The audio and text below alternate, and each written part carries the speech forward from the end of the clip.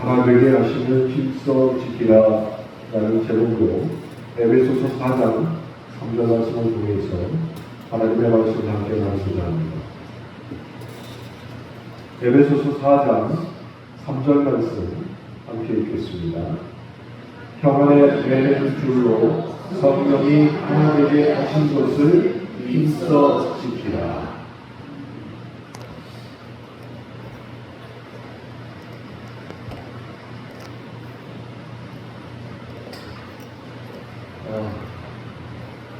우리나라가 요즘에 참 어지럽죠. 여야가 싸우는 것은 언제 오늘의 일이 아니고 올림픽에서 금메달을 딴 선수와 그것을 속한 협회에서 여러 가지 장면이 나오고 참 어지럽습니다. 이 조그마한 땅덩어리에서도 하나된 것이 참 힘든 얘기 같습니다. 그런데 많은 사람들이 교회 안에서 하나가 되는 것도 참 어렵다고 말을 하는 것이 사실입니다. 근데 왜 그럴까요? 교회는 다양한 나이에 또 성격에 그리고 성별에 통일되지 않는 의견을 가진 사람들이 모이는 곳입니다. 아무리 하나님의 말씀이 그들의 뜻을 토된다 할지라도 똑같은 하나님의 말씀을 듣고도 갈등이 발생하는 곳이 교회일 수 있다는 것이죠. 이것을 방치해서 두고 또 목회자가 이것에 대해서 설명하지 않으면 작은 문제가 큰 문제로 번지는 일도 종종 발생하게 됩니다. 그런데 그렇게 문제가 생길 때 우리가 함께 읽은 오늘 본문 말씀이 성령이 하나 되게 하신 것을 힘써 지키라 라고 말을 하게 되거나 그런 말을 듣게 된다면 그 말을 듣는 사람들의 입장에서는 이 말씀을 보고서 나 자신을 비관적으로 바라보고 또 내가 한 행동에 대하여 부담스러움을 느낄 수밖에 없게 된다는 것이죠. 그런데 이것이 그때만으로 사라지면 별 문제가 안 됩니다. 그러한 생각을 갖게 되면 우리의 신앙생활의 기쁨과 즐거움보다는 항상 신앙생활이 어렵고 힘들다는 생각을 가지게 될 수 있다는 것이 문제가 된다는 것입니다. 세대 차이도 느끼고 성별 차이도 느끼고 성격 차이도 있고 그래서 그것을 통하여서 미움도 생기는데 마치 교회 울타리에 함께 있다는 이유로 모든 것을 다 어떤 것으로 덮어버려라 라고 말을 하게 된다면 그저 교회에 억지로 묶여 있는 사람이 나도 될 수 있다라는 생각을 가질 수 있게 된다는 것입니다. 그렇기에 오늘 수요예배 참석한 여러분들은 이런 사고방식을 깨뜨릴 필요가 분명히 있다는 것을 아시기를 바랍니다. 그렇다고 해서 우리가 잘 맞지 않는다고 생각하는 사람들과 함께합니다. 성경대로 말하면 너무나 쉽습니다. 이렇게 말씀드린 것이 결코 아니라는 것입니다. 에베소서 2장 14절 말씀을 보면 우리는 본래 나뉘어 있고 서로 적대적이며 원수된 상태에 있다는 것을 성경은 우리에게 말씀하고 있습니다. 그렇습니다. 사실 미움이 우리 정서의 기본값이 되어 있다는 것입니다. 그러니 성경 안에서 하나 되게 힘써 지키라 라는 이 말씀이 우리에게 얼마나 어려운 말씀일까요? 우리의 힘으로는 할 수 없습니다. 그러나 하나님께서 우리를 해방하신 그 의도와 목적이 여기에도 포함된다는 것이죠. 하나님께서는 우리를 죄에서뿐만 아니라 분열에서도 건져내셨음을 우리는 믿어야 한다는 것입니다. 그리고 그 일을 성령님께 맡기셨습니다. 그래서 하나 되게 하심의 주체는 성령님이 되시는 것. 그리고 하나님을 지키는 일은 바로 저와 여러분의 일이 되는 것이죠. 그러니 하나 되게 하시는 성령님 밑에서 우리의 일을 충실하게 행하는 것이 되어야 한다는 것입니다. 교회에서 흔히들 우리 하나가 됩시다 하고 말을 합니다. 그런데 그 뉘앙스를 이해합니다만 성령께서 이미 우리를 하나로 만드셨다는 이 사실을 알고 믿고 있으면서 그 뉘앙스를 받아들여야 한다는 것입니다. 우리는 이미 하나가 아닙니다. 그런데 목사가 여러분 하나 됩시다 해서 하나 되는 것이 아니에요. 그 전에 이미 하나님께서 우리를 하나 되게 만드셨고 우리는 그 일을 위하여 애써야 됩니다. 이런 뉘앙스로 받아들여야 한다는 것이죠. 만약에 그렇지 않으면 하나님을 힘써 지키라 라는 본문의 말씀을 우리는 무턱대고 힘들다고밖에 생각할 수 없다는 것이죠. 그런데 정말 어려운 일은 하나 된 것을 지키는 것이 아니라 성령께서 하시는 일을 하나로 만드신 일이 정말 어려운 일이에요. 그 일을 성령을 하셨으니 우리는 이제 그 일을 지켜나가기만 하면 된다는 것이죠. 그렇게 성령께서 하나 되게 하신 일은 그 자체로 매우 중요하고 위대한 일이 되었습니다.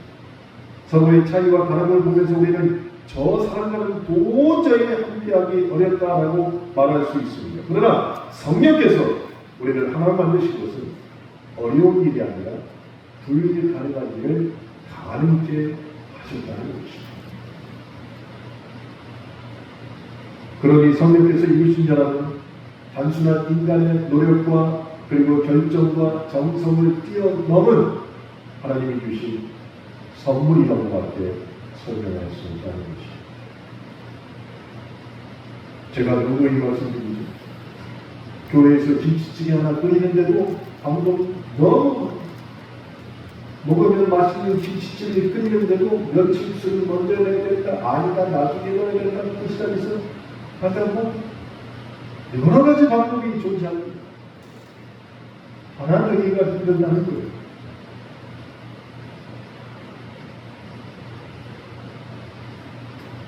그래서 교회 내에 갈등이나 어려움이 있더라도 그것은 우리가 함께 성장하고 성숙해지는 과정에 있다라고 생각하는 것이 옳다는 것입니다. 갈등이 생길 때 우리를 하나로 만드신 성령님의 인도하심을 받으면 오래 참고 온유하고 겸손하고 용납하려는 모습이 바로 오늘 우리가 읽은 말씀 가운데 성령이 하나 되게 하신 것을 힘써 지키는 모습이 될 수 있다는 것이죠. 만약에 우리가 이것을 힘써 지키지 않으면 어떤 일이 벌어질까요?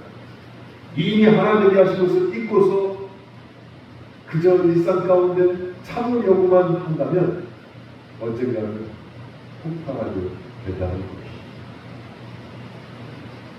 우리가 신앙생활을 통해 겪는 모든 어려움과 불평은 성령 안에서 새로운 시각으로 바라볼 때만 해결할 수 있는 그 성령이 어떤 성령이시냐? 하나 되게 하심을 이미 완성하신 성령님을 바라보아야 한다는 것입니다.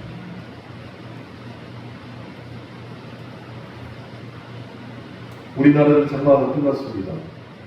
그런데 우리나라에 이렇게 더운 고기압이 우리나라로 오는 태풍을 다 밀어내서 그 태풍이 지금 일본으로 다 가고 있어요. 그래서 일본에 앞으로 1, 2주 안에 2개의 태풍이 또 갑니다. 덕분에 우리나라는 더욱 본격적인 무더위가 시작되고 있습니다.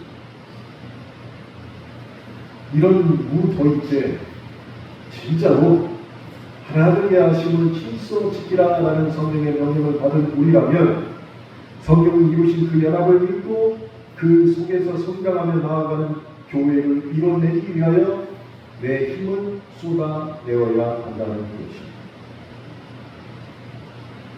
어떻게 성령의 하심이 제일 어렵다는 것을 인정해야 한다는 것입니다. 내가 찾는 것보다 성령이 하시는 일이 더 어렵다라는 것을 인정해야 한다는 것입니다. 그러면 성경에는 그렇게 하나됨을 말씀하신 구체적인 내용들이 있냐는 것입니다. 가장 쉬운 내용이 이겁니다. 마가복음 2장 1절로부터 12절 말씀에 나오는 사건입니다. 가버나움에 예수님이 복음을 전파하던 때에 갑자기 천장 지붕이 뚫리더니 중풍병자 한 사람이 상에 매달린 채로 친구들의 손에 의지해서 예수님 앞으로 내려온 사건을 여러분 다 아실 거예요. 그 장소의 말씀에 집중하고 있던 사람들은 그 모습을 보면서 놀라기도 하고 더 큰 감정은 화가 났다는 것이죠. 주님의 놀라우신 그 말씀을 듣고 있으면서 은혜를 받는 게 아니라 한 사람의 행동 때문에 은혜를 다 까먹고 화나는 거예요. 그게 무슨 게 지붕을 뚫고 한 병자가 심사위원님께서 내려온 모습을 보고 은혜를 다 잊어버리고 화가 났다는 것이죠. 그런데 예수님께서는 뭐라고 말씀하셨습니까? 그들의 믿음을 보셨다라고 말씀을 하셨어요. 마가복음 2장 5절에 보니까 예수께서 그들의 믿음을 보시고 중풍병자에게 이르시되 작은 자야 내 죄사함을 받았느니라 하시니라고 말씀을 하셨습니다.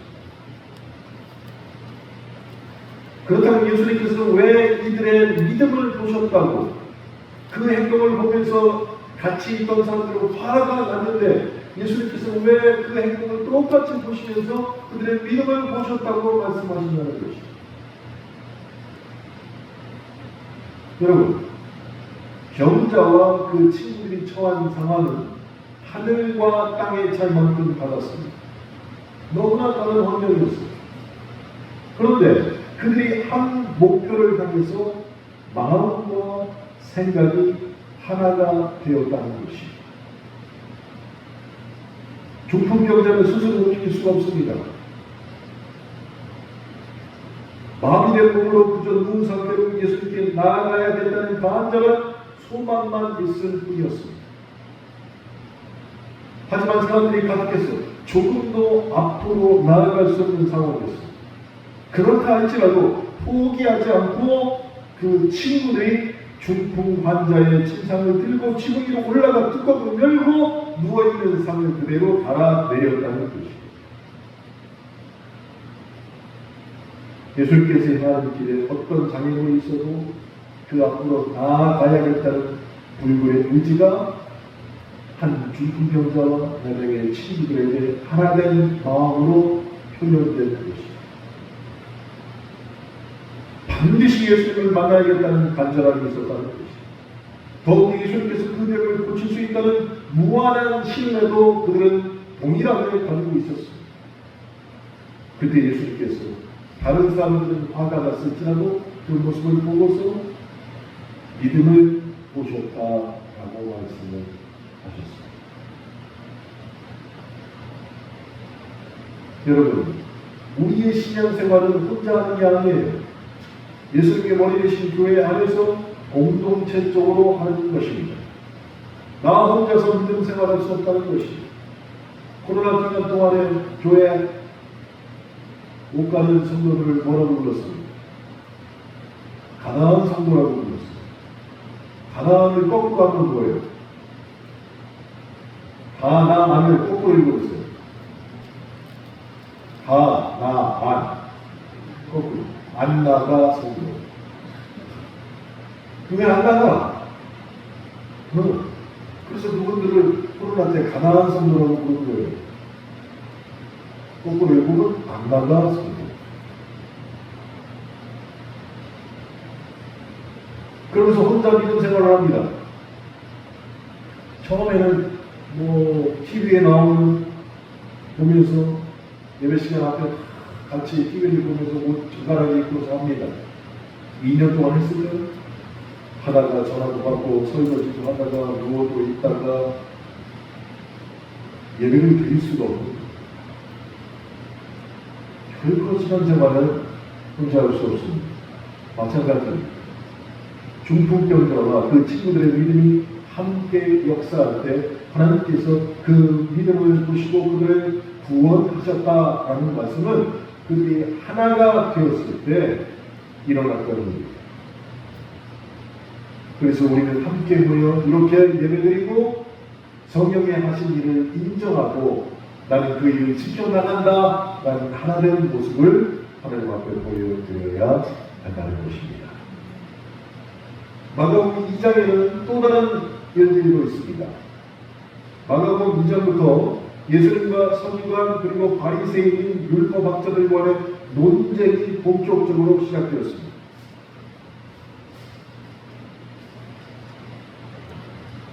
예수님이 전하시는 하나님 나라의 복음은 완전히 새로운 것이기에 그들이 낡은 전통과 충돌할 수밖에 없었습니다. 예수님께서는 그들의 생각을 영으로 이미 다 알고 계셨습니다. 주님의 영은 우리의 생각과 계획을 말하지 않아도 그 뜻을 감지하시고 간파하신다는 뜻입니다. 그리고 그들에게 수수께끼 같은 질문을 던지셨습니다. 이렇게 말합니다. 중풍병자에게 내 죄사함을 받았느니라 하는 말과 일어나 내 상을 가지고 걸어가라는 말 중에 어느 것이 쉽게 됩니다. 라고 주님께서 질문을 하셨습니다. 여러분, 인간으로서는 죄사함의 선언은 불가능합니다. 그것은 우리의 영역이 아니에요. 하나님의 영역이십니다. 그런데 예수님께서는 중풍병자의 병을 고치시는 그 능력을 나타내심으로써 자신이 유일한 구원자 되심을 모든 사람에게 증명하셨습니다. 그 장소에서 치유를 통해서 죄를 사하는 권세와 그 권위의 능력이 있음을 보여주신 것이에요. 우리에게 구원자로서의 모습을 한 병자를 일으켜 세우면서 그들의 믿음을 보시고 하나님을 보시고 기뻐하시면서 동시에 무엇을 하느냐? 내가 구원자다 하는 것을 드러내신 것이죠. 사실 생각해보세요. 주님 앞에 우리는 우리도 중풍병자 같은 사람일 뿐입니다. 내가 건강하다고 해서 주님이 나를 더 좋게 보시는 게 아니라 주님 앞에서 우리는 중풍병자 같은 사람입니다. 예수님 만나기 전에 내가 언제나 똑똑하고 옳은 줄 알았지만 내가 중풍병자와 같은 삶을 살았던 사람이라는 것입니다.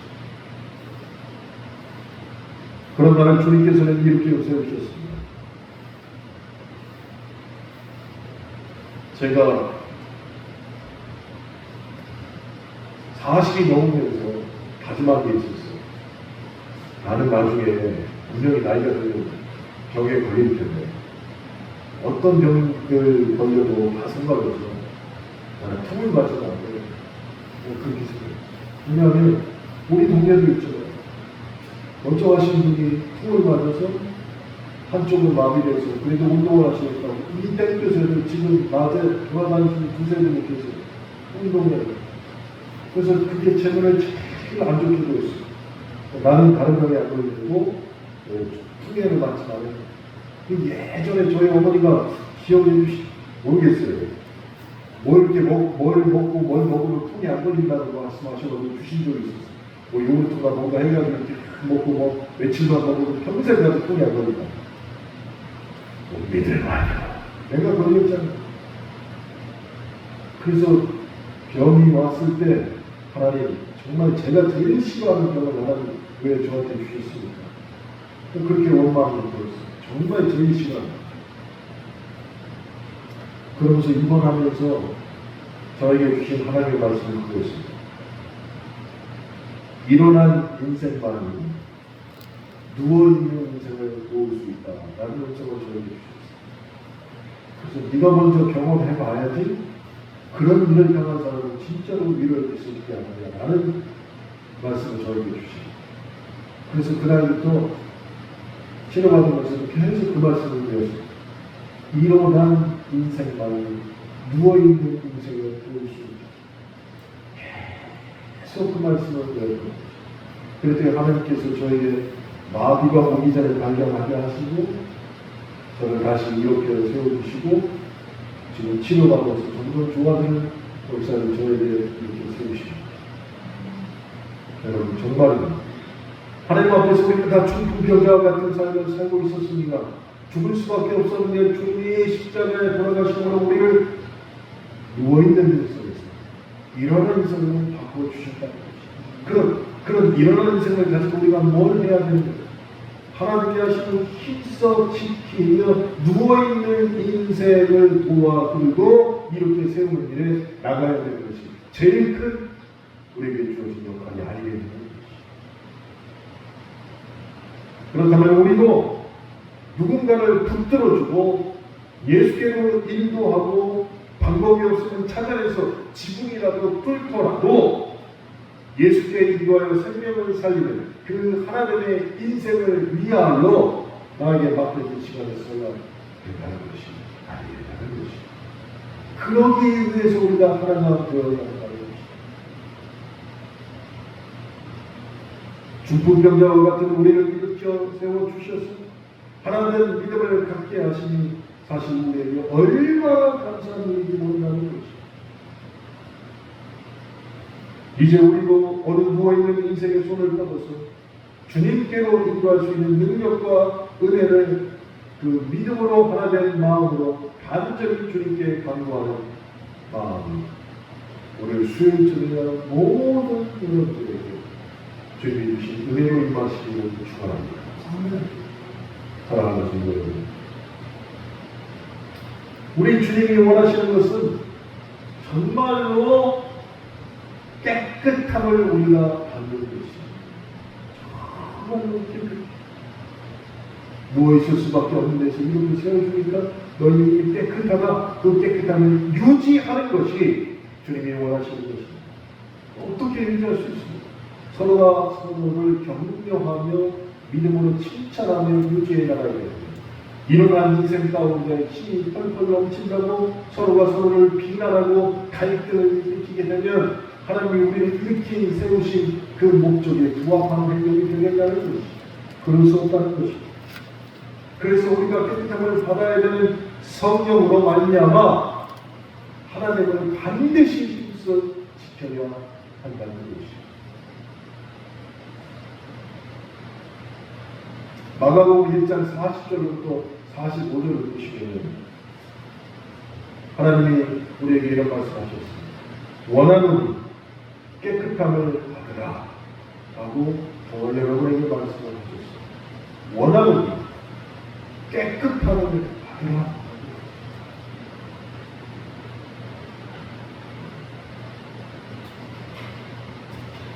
마가복음 1장 40절부터 45절을 보시면 거기에 나병 환자 이야기가 등장을 합니다. 그 당시에 나병은 하늘에서 내린 심판으로 여겨지는 질병이었습니다. 나병의 고통은 육체적인 것도 있었지만 제사장에게 나병으로 진단받는 사람은 그다음부터 즉시 사람들이 머무는 그 진 바깥으로 격리되어서 살아야 했습니다. 여러분, 격리된다는 거 우리 사실 잘 겪어보지 못했는데 코로나 기간 동안에 격리해보셨잖아요. 지금은 뭐 격리가 안 됩니다. 근데 처음에는 어떻게 됐습니까?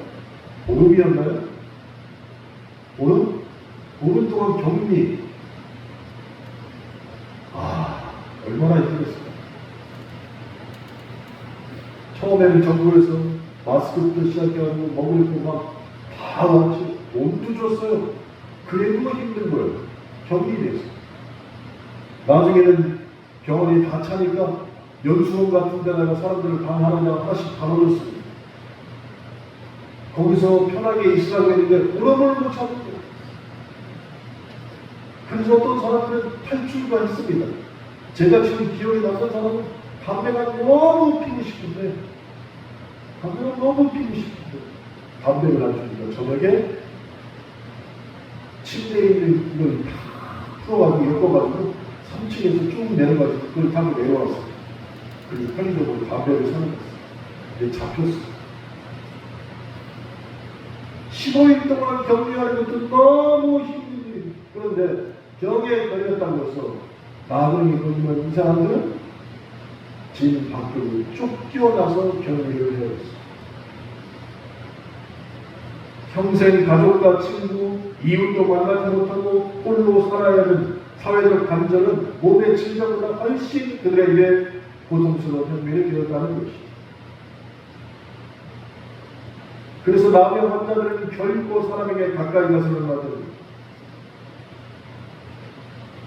자꾸 코로나 얘기했으면 처음에 코로나 걸렸을 때 우리나라가 얼마나 심각했냐면 그 사람의 동선을 파악해가지고 어느 빵집에 가고 어느 미용실에 갔다 그러면 어떻게 됐어요? 그 가게를 일주일 동안 닫아요. 가가지고 싹 하고 문 닫습니다. 그 사람이 가능하면 다 격리가 되어버렸어요. 마찬가지로 마음의 환자들은 사람 곁에 가지도 못했습니다. 멀리 있는 사람을 자기 쪽으로 향해 오더라도 그 사람 가까이 가지 못하고 자신이 마음의 환자라는 사실을 큰 소리로 외쳐야 하였습니다. 그런 마음의 환자가 예수님께로 지금 가까이 왔다는 것이에요. 어디서요? 마가복음에서. 그럼 이것은 법을 어긴 거예요. 율법을 어긴 거예요. 사람 가까이 왔기 때문에. 그 사람이 지금 예수님 앞에 왔습니다. 와서 무릎을 꿇고 엎드려 간절히 간구합니다. 뭐라고 간구했습니까? 원하시면 저를 깨끗하게 하실 수 있습니다. 이 사람이 마병으로 격리가 됐습니다. 그 전에는 안 그랬을 거예요. 그 전에는 모든 사람과 함께 살았습니다. 이 사람이 믿는 사람이었다면 성령이 이루신 그 일을 위하여 힘써 지키는 사람이 될 수도 있었을 것이에요. 근데 이 사람이 무슨 일인지 모르서 마병으로 쫓겨났어요. 힘써 지킬 수 없는 사람이 되어버렸어요. 이 사람의 가장 큰 소원이 뭐였겠어요? 저들과 같은 사람이 되고 싶다. 저들이 하나님을 함께 하고 싶다는 것이죠. 그러나 죄로 인해서 할 수 없다는 것, 질병으로 인해서 할 수 없다는 것. 그러니까 나도 주님이 원하신다면 뭘 해달라고? 깨끗게 해달라고. 그런 그에게 예수님께서 손을 내밀어 만져주셨습니다. 부정한 사람을 가까이 하면 그 사람도 똑같이 부정해졌습니다. 그들의 율법에 따라. 그런 이제 예수님은 부정한 사람이에요? 아니에요. 그들이 보기에 예수님이 부정한 사람이에요.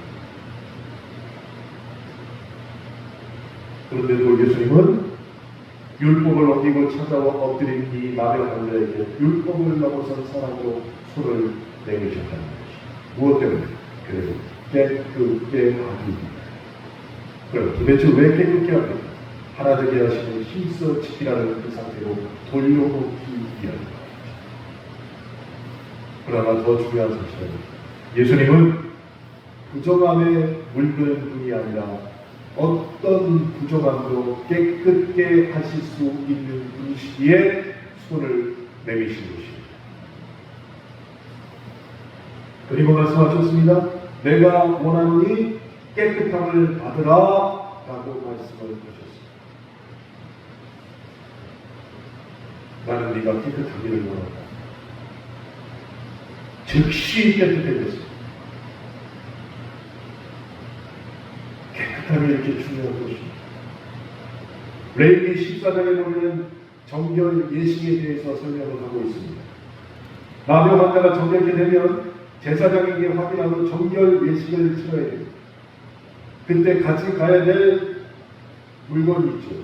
정결한 새 2마리와 백향목, 황혼 색시름과 우수초를 가지고 제사장에게 나가야 됩니다. 그러면 제사장은 한 마리의 새를 질그릇 속에서 잡아 죽이고 그 피를 우수초에 바르며 정결한 사람에게 그 피를 7번을 뿌리게 됩니다. 그리고 살아있는 다른 새는 헐헐 자유로이 날려보냅니다. 이게 무슨 뜻이냐? 마병으로 죽었던 그의 옛사람은 이제 완전히 죽었고 우슬초를 뿌린 그 영혼은 완전히 정결하게 깨끗하게 되었다는 것을 선언하는 것이었습니다. 정결 예식은 이토록 중요한 것이었습니다. 출애굽 당시에 10번째 재앙에 앞서 문설주마다 우슬초를 뿌린 6월절 피와 시편 51편의 나단의 경고를 듣고 회개하는 다윗의 고백에서 등장하는 우슬초도 모두가 정결함과 구별됨을 뜻하는 용어였습니다. 그러니 교회 다니는 사람, 그리스도인, 교회에서 직분을 받는 자에게 제일 먼저 하나님이 요구하시는 것이 무엇입니까? 능력 아니, 은사 아니, 정결, 깨끗하게 되는 것입니다. 요한복음 19장의 신포도주의 해면을 적성해간 우수초는 죄에 대해 무감각지고 만성화된 우리를 십자가에서 마지막까지 정결케 하시는 주님의 마음을 의미하는 단어로 쓰여졌습니다. 주님께서도 마음을 우수초로 말미암아 해면을 적신 우수초로 말미암아 그 식으로 우리에게로 정결케 하셨다는 것입니다. 사랑하는 성도 우리는 이미 감출 수 없는 은혜와 감격을 받아 누리는 깨끗한 그리스도의 삶을 부여받은 사람. 그런데 왜 스스로 그 깨끗함을 저버리고 하나님의 하심을 힘써 지키지 못하는 상황으로 내 감정을 자꾸 이끌어가는 것입니다.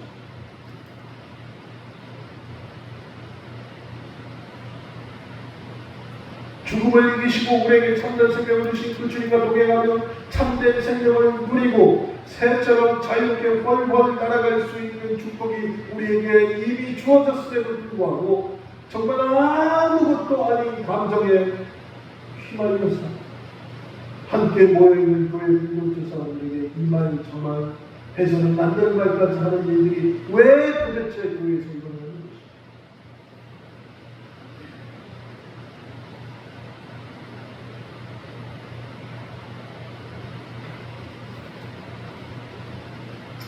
죄로 인해 죽어야 할 우리에게 구원의 은혜를 베풀어 주신 그 사랑을 다시금 기억하게 하는 것은 마병 환자의 말 원하시면 저를 깨끗하게 하신 주님의 은혜를 더입기 바랍니다. 주님이 원하십니다. 주님은 그러할 수 있으신 분이지 그분이 나를 깨끗게 하시옵소서. 우리가 이렇게 주님 앞에 나아가기를 소원합니다. 어느 환경, 어떤 상황에서도 성령으로 하나님을 소망하고 바라고 우리가 이루어내기를 결단한다면 우리가 머리는 그리스도 안에 영원히 함께 거하는 축복의 사람인 것 같은 믿음으로 고백하는 그 하나됨 그리고 힘써 지켜내는 그 사랑과 그 은혜를 힘입어 주님과 함께 동행하며 살 수 있을 텐데 그것은 우리의 힘으로 되는 게 아니라 성령께서 우리를 지키시고 인도하시기 때문에 가능하다는 것을 고백하며 매일 삶에서 실천해야 한다는 것입니다. 제가 어제 저녁에 집에 좀 늦게 들어왔습니다. 어제 아침에 7시에 대전에서 출발을 해서 강원도 정선에 갔다 왔어요.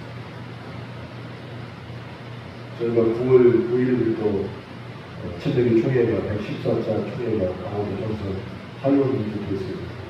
제가 대전 중부지방의 제주가 가서 이제 방으로 계약해야 되고 식당으로 계약을 해야 되고 그래서 임원진 4명과 함께 어제 정선에 갔다 왔습니다.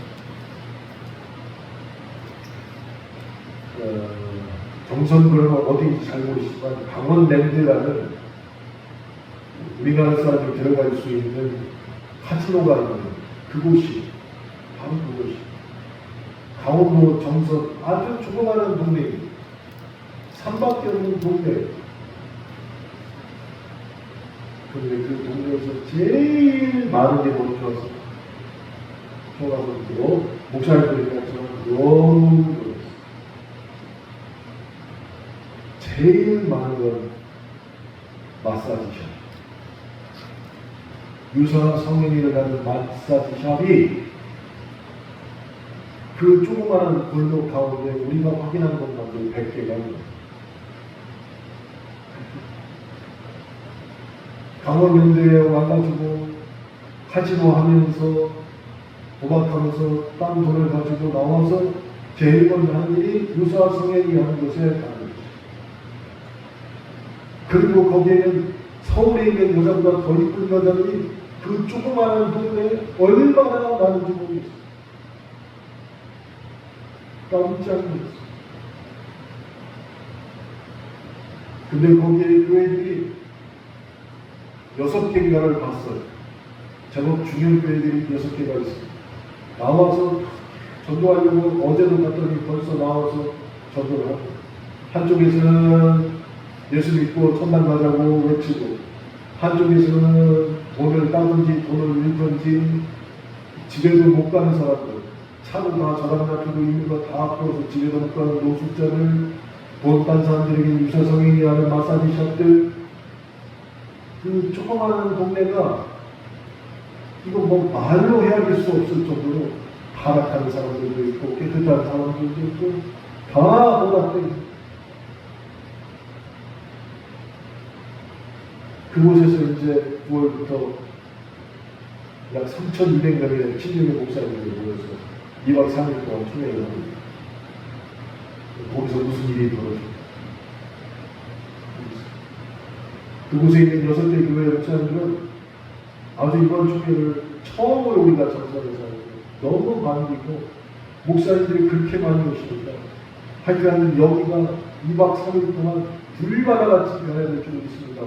벌써 모여서 전도하고 벌써 기도하고 있어요.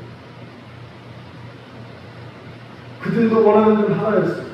그렇게 옛날에 순박하게 살던 사람들이 그 깨끗함으로 돌아가길 원하는 거죠. 타지에서 온 사람들이 그렇게 더럽혀 놓은 동네가 목사님이 와서 깨끗하게 될 줄로 믿고 기도하고 있었어요.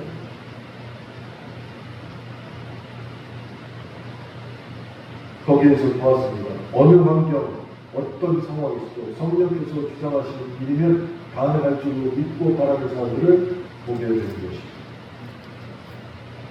사랑하는 성도 여러분, 정말로 우리가 지금 믿음을 가지고 살고 있다는 것, 이게 얼마나 큰 축복인지를 깨달으셔야 됩니다.